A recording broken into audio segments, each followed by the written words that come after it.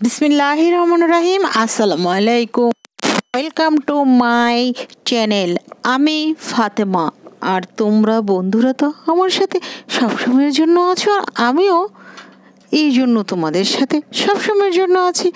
আমি কি করে মাছ বারবিকিউ করেছি আর দেশি মুরগি কিভাবে বারবিকিউ করেছি সেটাই শেয়ার করব। আমার এই রান্নাগুলো যদি ভালো লেগে থাকে লাইক শেয়ার এবং সাবস্ক্রাইব করবে, পাশে থেকে বেল আইকনটি বাজিয়ে যাবে যেন আমার রান্নাটি বা ব্লগটি সবার আগে তোমাদের কাছে চলে যায়। কেমন আছো বন্ধুরা? আশা করি অনেক ভালো আছো আর আমি আল্লাহর অশেষ রহমতে আলহামদুলিল্লাহ অনেক ভালো আছি। চলো বন্ধুরা, আমরা আমাদের পাশের জনকে ভালো রাখি, আমরা আমাদের মা বাবাকে ভালো রাখি, আমরা সবাই মিলে 5 ওয়াক্ত নামাজ পড়বো, তাহাজ্জুদ পড়বো, নফল পড়বো, সেই সাথে সৎ থাকবো। এখানে আমি সয়া সস নিয়ে নিচ্ছি। তার আগে আমি মাছটি ধুয়ে পরিষ্কার করে লেবুর রস দিয়ে নিয়েছি।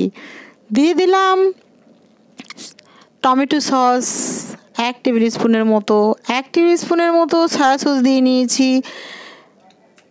এখানে দিয়ে নিচ্ছি এবিসি সস, দিয়ে নিলাম গোলমরিচের সস, সবগুলোই 1 টেবিল স্পুন করে দিয়েছি।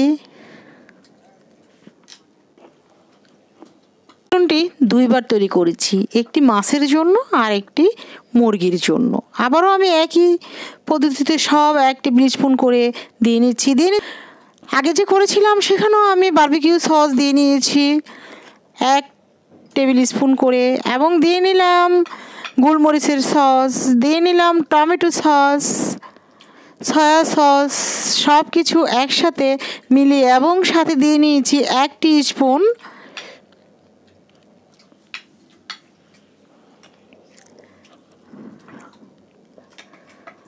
Olive oil. এখন আমি মাছটি কেটে নিচ্ছি। এখন যে আমি মিশ্রণটি তৈরি করেছি আমি মাছের মধ্যে খুব ভালোভাবে দিয়ে নিচ্ছি, এবং যে জায়গাগুলো কেটে দিয়েছি সেখানে ভিতরে ভিতরে মশলাগুলো ঢুকিয়ে নিচ্ছি, এবং দিয়ে দিচ্ছি পাপরিকা পাউডার একটু কালারটা সুন্দর আসার জন্য। এখন একটি দেশি মুরগি আমি পরিষ্কার করে ধুয়ে নিয়েছি, দিয়ে দিলাম লেবুর রস পুরোটা মুরগির মধ্যে ছড়িয়ে। এখন যে আমি মিশ্রণটি দ্বিতীয়বার তৈরি করে রেখেছি সেই মিশ্রণটি দিচ্ছি, এবং দিয়ে দিলাম 1 টেবিল স্পুন অলিভ অয়েল, দিয়ে আমি খুব ভালোভাবে মুরগিটির উপরে মেখে দিয়েছি। চাইলে আমি দেশি মুরগি দিয়ে করেছি, চাইলে তোমরা বন্ধুরা ফার্মের মুরগি দিয়েও করতে পারো। আর আমি এটা ওভারনাইট করেছি, প্রায় অনেক ঘন্টা আমি ম্যারিনেট করে ফ্রিজে রেখে দিয়েছিলাম। এটা আমি সব অংশে মুরগিটা মেখে নিচ্ছি। আর এটা দেশি মুরগি বলে আমি কেটে কেটে দেইনি, ফার্মের মুরগি হলে সেখানে মাংস বেশি থাকে, তাই একটু কেটে কেটে দিতে হবে। আমি কিভাবে বারবিকিউ করেছি, আমি তার মধ্যে কয়লাগুলো আগে গ্যাসের চুলা দিয়ে যখন কয়লাগুলোর মধ্যে গরম হয়ে লাল হয়ে গেছে মানে আগুন ধরেছে, তখন আমি আমার এই বারবিকিউর টাইসটার মধ্যে ঢেলে দিয়েছি। এই তো এখানে ঢেলে দিয়েছি, এটার মধ্যে আমি সব বারবিকিউ করি। আর এই শিকগুলো বারবিকিউর এই পাত্রটার মধ্যে 4টি দেয়া ছিল। এখন আমি মুরগিটি বারবিকিউ করে নেব খুব সহজে। এটার মধ্যে আমি বারবিকিউ করে নিতে পারি, আর মাঝে মাঝে পাখা দিয়ে কিংবা খাতা বা যে কোনো কিছু দিয়ে হালকাভাবে বাতাস করতে হবে, তাহলে আগুন খুব ভালোভাবে আগুনের তাপটা লাগবে, মানে কয়লার তাপটি লাগবে। এখন আমি মাছটি শিকের মধ্যে গেঁথে নিচ্ছি। এটা আমি অন্য একটি পদ্ধতিতে করব, সেটা একটু দেখাবো অবশ্যই। আমার মুরগিটি বারবিকিউ হচ্ছে, আর খুব সহজে খুব অল্প সময়ে এটি করে নেওয়া যায়, আগুন ধরানোর কোনো ঝামেলা নেই।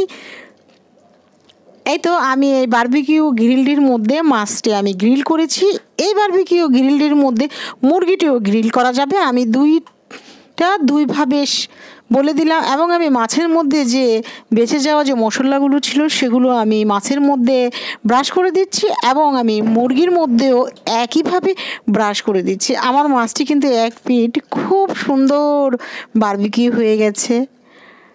আমি আর কি বলবো, এত মজাদার ছিল মাছ আর মুরগির বারবিকিউ, অসাধারণ। তোমরা একবার বানিয়ে খেয়ে দেখো, খুব ভালো লেগেছে। খুব অল্প সামান্য উপকরণ দিয়েই আমি এই মুরগিটিও করে নিলাম। দুই পদ্ধতিতে দেখালাম, দুইভাবেই করে নিতে পারো, অথবা কেউ চাইলে গ্যাসের চুলায় করতে পারো, কেউ চাইলে ওভেনেও করতে পারো। তবে কয়লা দিয়ে যে বারবিকিউটা, সেটার স্বাদ অন্যরকম থাকে।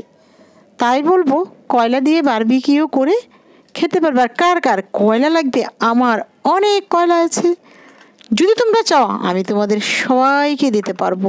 এই তো আমার মাছও বারবিকিউ হয়ে গেল, মাংস মুরগিও বারবিকিউ হয়ে গেল, সাথে ছিল সালাদ, আর ছিল সস, রসুন, কাঁচামরিচ, লেবুর রস, ভিনেগার দিয়ে অসাধারণ একটি সস তৈরি করেছি, আর টমেটো আর শসা দিয়ে করেছি সালাদ। সাথে ছিল ফ্রাইড রাইসটা আমি আজ আর দেখাতে পারিনি। আর সাথে ছিল কোক। আমার মাছ এবং মুরগি বারবিকিউ হয়ে গেল।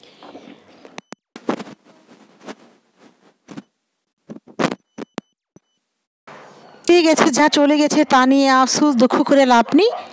নতুন করে আমরা সবাই মিলে পৃথিবীর সবাই 5 ওয়াক্ত নামাজ পড়বো, সবাই সবার জন্য দোয়া করবো, সবাই সবার মতো করে ভালো থাকবো।